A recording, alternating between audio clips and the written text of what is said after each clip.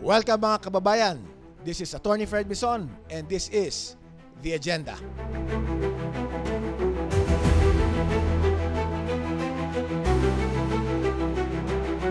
Ano ba talaga ang naging issue rito?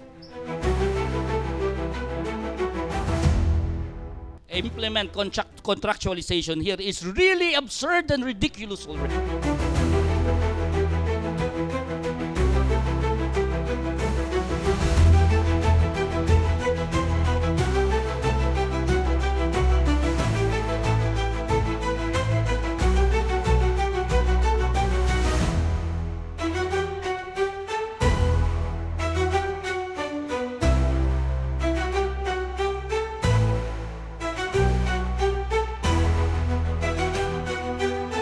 Ba't ibang pananaw? Isa ang agenda. This is Attorney Fred Bison and this is The Agenda. Once again, a pleasant good morning to everyone. We are opening our show, The Agenda, here at Club Filipino, brought to you by Impact Publishing in cooperation with EFG Consultancy. Magandang umaga po sa inyong lahat. And this time around, we have a powerhouse cast of resource persons. Dapat nga 6 kami dito kasi 6 yung mga bisita namin But one is not yet here, but let me start off with our topic for today. Of course, we are all surprised with what happened the past few days when it comes to the ICC, when it comes to the Duterte family. But at the same time, we opted to have this special episode about the alyansa ng mga nagkakaisang mamamayan, made up of representatives from six sectors: religious, business, youth, retired military, clergy, and women. To 6, they had a launching last August here exactly in Club Filipino as well, at Kalayaan Hall. So they've been more than 6 months already in actual existence. And what I know is that ANIM is really against corruption, political dynasties, and pushing for electoral reforms. But allow me to introduce our guest for this morning. From my far right, our Suki and my ever credible and respectable boss in the intelligence service, former cabinet secretary, retired General Eliseo Rio. Sir, good morning and welcome to the show.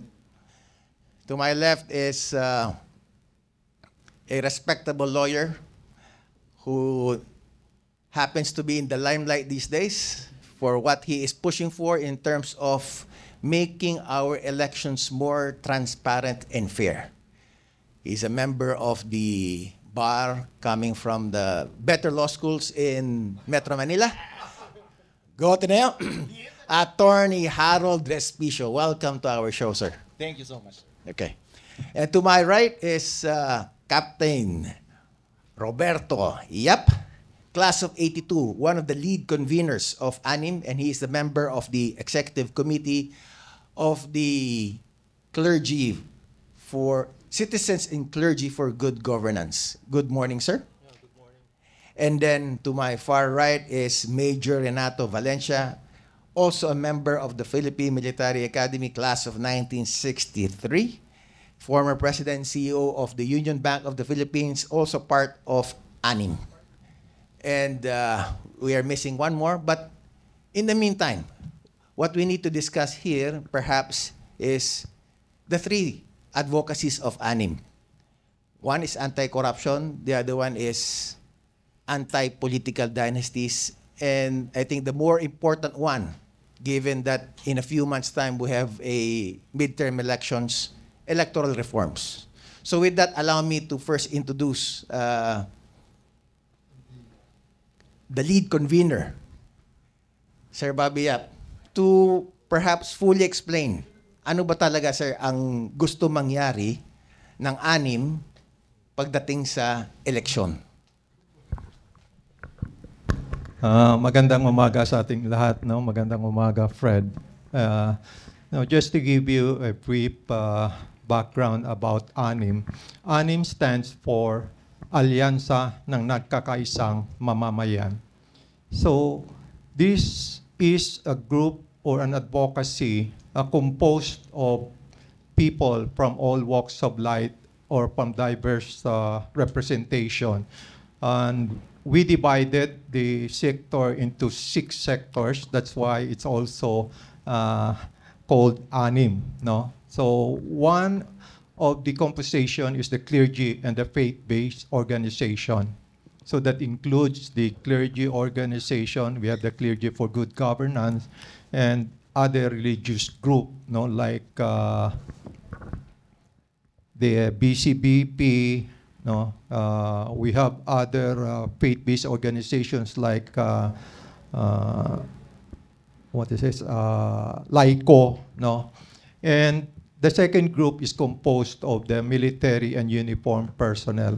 So this is composed of the different concerned people from the graduates of the Philippine Military Academy, concerned people from the NARAA, or the Nationalization of ROTC. We have also concerned people coming from the Association of the Generals and Flag Officers. Unahin ko, sorry to interject lang, sir. Okay. Pagdating sa membership, mga ilan na kayo, sir, sa ANIM? We have a large membership, but I don't have the number because each group are represented. But we have a large number. So ANIM precisely has 3 advocacies. No, that is fighting corruption, anti-political dynasty, and for electoral reform. Okay. So there are 60 organizations already of ANIM. Ano po bang balak ninyo to make ANIM, let's say, more well-known or aware, or, in terms of gathering that critical mass? We are working on our different partners and group to really organize into a cohesive organization. So we started with our forming a group in Bohol, and soon we'll be working in Negros under Bishop Alminasa. And this is what we will be doing. No, we will be establishing partners and hub in different areas of the Philippines, no, to promote our advocacies. I'd like to welcome also our 6th guest to complete the ANIM cast. Si Sir Colonel Mariano Santiago, who is a former director of the Land Transportation Office. Magandang umaga, sir. Good thing that you can join us. Si Director Santiago, aside from a military, like me, he's also a lawyer. So, kayo, sir, bilang isang retired military at isang abogado ng ANIM, ano pang talagang gusto nyo mangyari when it comes to electoral reforms? Well,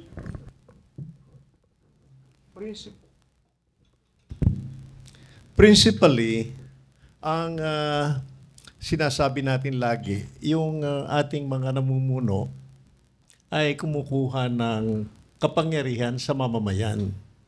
Kaya kung hindi maayos ang ating eleksyon, yung kagustuhan ng mamamayan ay hindi masusunod. Kaya yun ang aming pinaglalaban, na dapat malinis ang eleksyon at yun talagang karapat-dapat ang malagay sa kapangyarihan. We've heard that many times, sir. Kailangan malinis, kailangan transparent. Any specific activities on the part of ANIM? Well, twofold yan. One is general information sa lahat ng ating mga botante, dahil ang laging sagot ng mga politiko, binoto kami. Ibinoto kami.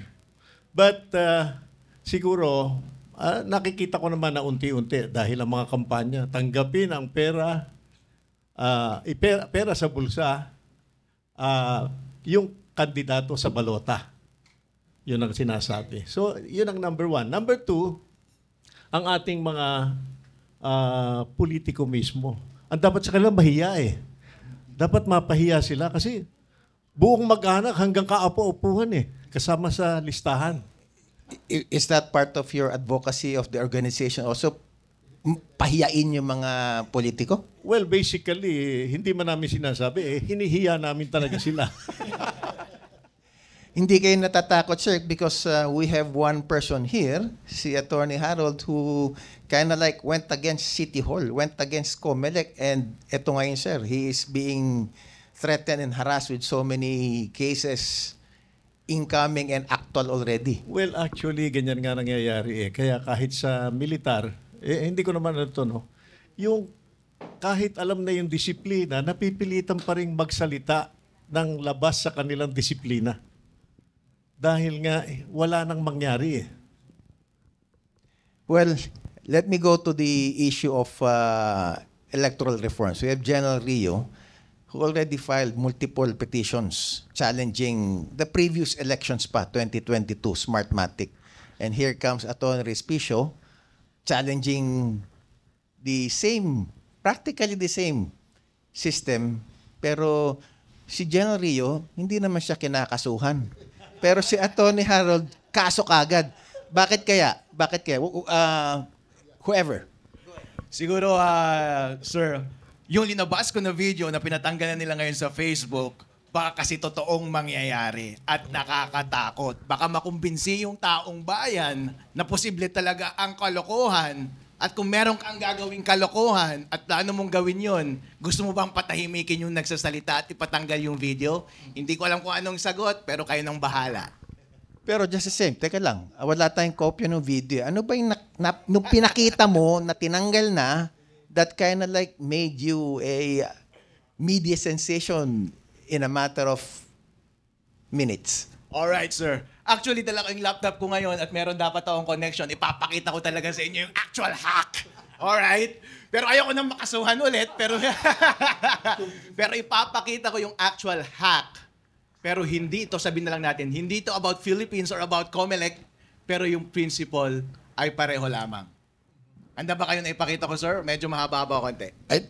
Kung if you can show the highlight that will somehow make us understand, ano ba talaga yung sanhi ng kaso mo at the same time, given that we are all for fair and transparent elections, ano ba talaga issue? Alright. Ang unang premise na itatanong natin pagdating sa dayaan ng eleksyon, unang tanong, kanino kayang manggagaling ang dayaan kung mayroong mangdadaya ngayong eleksyon na ito? Sa loob ng gobyerno o sa labas ng gobyerno? Sa loob ng gobyerno! Sino ang may custody ng automated counting machine? Ang gobyerno o hindi? Gobyerno. So, ang taong may custody sa automated counting machine, pwede ba niyang baguhin ang source code o hindi? Ang sagot dyan, oo. Basic principle yan sa IT. In fact, kapag bibili ka ng nakaw na laptop at cellphone dyan sa kapitbahay nating mall ngayon dito sa Green Hills, pwede idalhin mo lang yung laptop doon, babaguhin na nila yung source code. Kasi basic principle yan. Backed up yan ng Cybersecurity and Infrastructure Security Agency ng Amerika. Every time na may physical access sa makina, pwedeng baguhin ang source code. Kaya, ang unang premise, ang unang assumption is, baka baguhin nila yung source code. At kapag i-assume natin na nabago yung source code on election day, paano natin ito ise-secure? At ang recommendation ko is, wag mong i-connect sa internet kasi kapag merong mandaraya na hindi natin alam, gagamitin nila yung internet. At doon sa video na yon, ipinakita ko talaga, ano yung linya na isushoot mo sa source code at paano makikipag-usap yung computer na yon doon sa hacker para bago mag-print ng election returns, hindi natin alam. What year hindi alam? Tayong lahat hindi alam. Yung iilang handful lamang na tao sa loob ng gobyerno ang may alam. Pero kasi, Attorney Harold, the reason why we have automated elections is quite simple. Gusto natin mapabilis. Hindi ba tama na meron tayong gantong klaseng computerized system? Wala akong problema para mapabilis. Actually, ang difference lang naman ng automated counting at saka manual counting is yung basa A, basa B, tapos sulat. Yun din ang dapat ang gagawin ng automated counting machine. I-shoot mo, mag-i-score siya. Ang problema kasi kapag automated counting machine, parang basketball. Pero hindi mo alam yung running score. Malalaman mo lang after 7 p.m. at magbibilangan lang ng sobrang split second after 7 p.m. Kaso nga lang, pagkalabas, bago lumabas, yung final score after 7 p.m., paano kung connected na siya sa internet? At walang may alam ng final score at nabago na yung final score. Hindi na yung makina ang nagbilang. Ang nagbilang ay yung hacker.